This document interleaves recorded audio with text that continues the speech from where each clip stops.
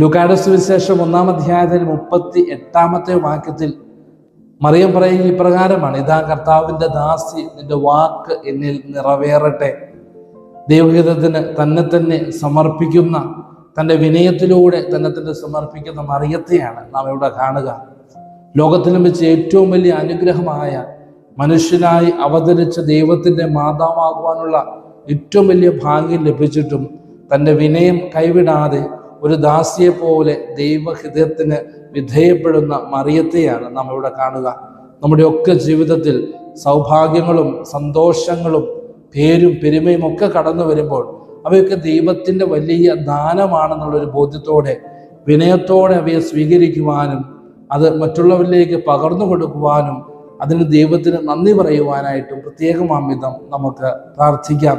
ഒരുക്കത്തിൻ്റെ 13-ാമത്തെ ദിവസമായി ഇന്ന് വിനയമെന്ന പുണ്യം നമ്മിൽ ഫലദായകമാകുവാനുള്ള വലിയ കൃപയ്ക്കായിട്ട് പ്രാർത്ഥിക്കാം. ദൈവം നമ്മെല്ലാവരെയും സമൃദ്ധമായി അനുഗ്രഹിക്കട്ടെ. ഈശോ മിശിഹായ്ക്ക് സ്തുതിയായിരിക്കട്ടെ.